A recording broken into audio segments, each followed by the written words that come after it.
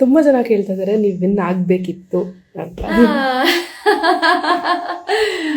ನಾನು already win ಆಗ್ಬಿಟ್ಟಿದ್ದೀನಿ. ನೀವೆಲ್ಲರೂ ಮನಸ್ಸನ್ನು ಗೆದ್ದಿದ್ದೀನಿ ಅಂದ್ರೆ ನಾನು ಆಲ್ರೆಡಿ ವಿನ್ ಆಗಿದ್ದೀನಿ ಅಂತಾನೆ. ಕಪ್ ಒಬ್ಬರಿಗೆ ಸಿಗ್ಬೇಕು. ಸೊ ಹಾಗಾಗಿ ಕಪ್ಪನ್ನು ಯಾರೇ ಗೆದ್ದಿದ್ರು ಕೂಡ ನನಗೆ ಖುಷಿನೇ ಇದೆ. ನಾನು ಸೋತಿದ್ದೀನಿ ಅಂತ ಖಂಡಿತ ನಂಗೆ ಬೇಜಾರಿಲ್ಲ. ಬಟ್ ಗೆದ್ದಿರೋಂಥ ವ್ಯಕ್ತಿಗೆ ಇಲ್ಲಿಂದಾನೇ ನಾನು ಆಲ್ ದ ವೆರಿ ಬೆಸ್ಟ್ ಅಂತ ಹೇಳ್ತೀನಿ. Good luck. ನಿಮ್ಮನ್ನ ಮೀಟ್ ಮಾಡಬೇಕು, ಫ್ಯಾನ್ಸ್ ಮೀಟ್ ಮಾಡಿ ಅಂತ ಕೇಳ್ತಿದ್ದಾರೆ. ಹೇಳ್ತೀನಲ್ಲ, ನಿಮ್ಮಿಂದಾನೇ ನಾನು. ಸೊ ಹಾಗಾಗಿ ನೀವು ಯಾವಾಗ ಹೇಳ್ತಿರೋ, ಎಲ್ಲಿ ಹೇಳ್ತಿರೋ, ಖಂಡಿತ ನಾನು ನಿಮ್ಮನ್ನು ಭೇಟಿ ಮಾಡ್ತೀನಿ. ಆದಷ್ಟು ಬೇಗ ಎಲ್ಲಾದರೂ ಒಂದು ಜಾಗನ ನಾವೆಲ್ಲರೂ ಆರ್ಗನೈಸ್ ಮಾಡಿ, ನಮ್ಮ Reliance creation Shreya and Mahender organise ಮಾಡ್ತಾರೆ.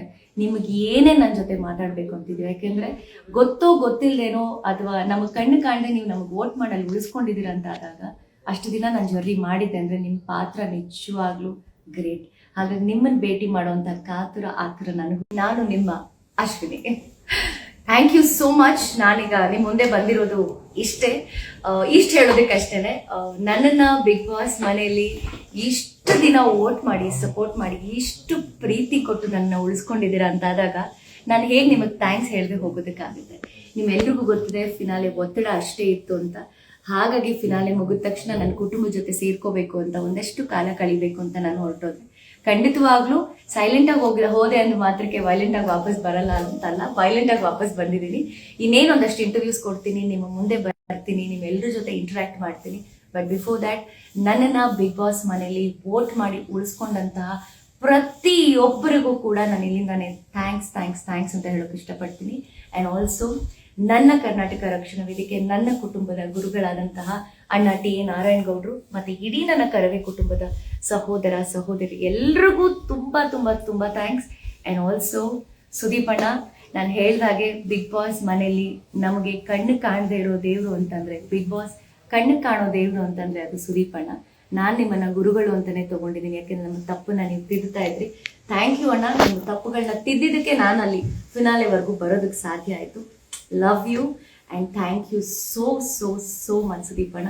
ಆ್ಯಂಡ್ ಎಲ್ಲ ನನ್ನ ಕಂಟೆಸ್ಟೆಂಟ್ಸ್ ಯಾರು ನನ್ನ ಜೊತೆ 23 ಜನ ಟ್ರಾವೆಲ್ ಮಾಡಿದ್ರು, ನನ್ನ ಏಳು ಬೀಳುಗಳಲ್ಲಿ ನನ್ನನ್ನು ಬೆನ್ನು ತಟ್ಟಿದ್ದಾಗ್ಬೋದು, ನನ್ನೆಲ್ಲ ಛಲ ಹುಟ್ಟಿಸಿದ್ದಾಗ್ಬೋದು, ಅದರ ಕ್ರೆಡಿಟ್ ನಾನು ಎಲ್ರಿಗೂ ಕೊಡ್ತೀನಿ. ಸೊ ನಾನು ಫಿನಾಲೆವರೆಗೂ ಬಂದೆ ಅಂತಂದರೆ ಆ ಕ್ರೆಡಿಟ್ ನಾನು ನಿಮಗೆ ಕೊಡದೆ ಹೋದರೆ ಐ ಥಿಂಕ್ ಖಂಡಿತ ನಾನು ಜಸ್ಟಿಸ್ ಮಾಡ್ದಂಗೆ ನನಗೆ ಅನಿಸಲ್ಲ. So thanks to everybody. ಯಾರು ನನಗೆ ಬಿಗ್ ಬಾಸ್ ಮನೆಯಲ್ಲಿ ನನ್ನ ಜೊತೆ ಒಂದು ಕುಟುಂಬದ ಥರ ಇದ್ರು, ಪ್ರತಿಯೊಬ್ಬರಿಗೂ ನಾನು ಥ್ಯಾಂಕ್ಸ್ ಹೇಳ್ತೀನಿ.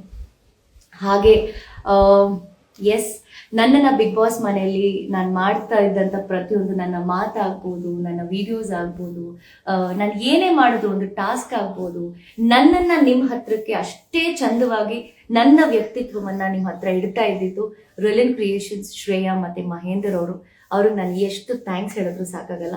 ಬಿಕಾಸ್ ಅಶ್ವಿನಿ ಅಷ್ಟು ದಿನ ಜರ್ನಿ ಮಾಡಿದ್ದೀನಿ ಅಂತಂದರೆ ನನ್ನ ಬೆನ್ನ ಹಿಂದೆ ಯಾರು ನಿಂತಿದ್ರು ಅವ್ರನ್ನ ನಾನು ಮರಿಲೇಬಾರ್ದು.